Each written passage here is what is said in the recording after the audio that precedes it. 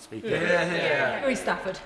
Madam Deputy Speaker, picture this. Downing Street, a hub of activity, alive with purpose, people moving with intent, heated debate, entrepreneurship at every turn. Now, you're looking confused, Madam Deputy Speaker, because I'm not talking about the Downing Street here in SW1. I'm talking about Downing Street in Farnham, the start of the High Street in Farnham, where I have to say the most heated debate is over whether the Farnham infrastructure project will ever end, and the concerns about the local Lib Dems whacking car parking charges up at the same time.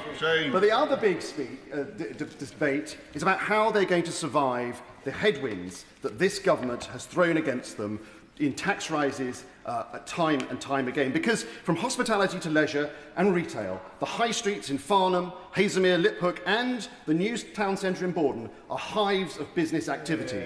98% of the businesses across my constituency are small or medium-sized enterprises, the backbone of our local economy and the foundation of community life. But my honourable friend give way? Yes, I will. Thank you very much. Does he agree with me? My wonderful constituency of Bromley and Biggin Hill also houses many SMEs, and they are telling me that they are being punished because of the irresponsible decisions taken by this Labour government. I entirely agree with my honourable friend. The truth, Madam Deputy Speaker, is that Labour do not have the backing of small and medium-sized businesses, because they are stifling growth with their costly net zero commitments, with layers of red tape, changes to the living wage, cuts to business rate relief, the Employment Rights Bill and higher national insurance contributions. This is a toxic cocktail designed to choke off enterprise and ambition. Now, the Conservatives have a very good record in supporting local businesses. Just think back to the pandemic, where we delivered 100% business rates relief for many businesses. And indeed, when we left office last year, 75% business rate relief. Yet what did Labour do as soon as they came in? They slashed it down to just 40%. This is absolutely crippling for small businesses in my constituency, and which is why I'm really proud and really pleased that we have announced the abolition of business rates altogether, meaning that nearly 250,000 businesses are going to benefit. It's financed by the Golden Rule, and it's responsible, sustainable and, most importantly, pro-growth. Now, I think one honourable member over there argued that removing the rates will let landlords raise rents, but that assumes a balanced market. The reality is oversupply, retail space outstripping demand. So abolishing business rates won't drive up rents, it will make high streets more sustainable.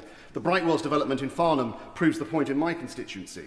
And when my right honourable friend, the Leader of the Opposition, visited my constituency last week, we met Steve at Hamilton's, we met Mario at Serena's and Julian at the Castle Pub. All three said the same thing.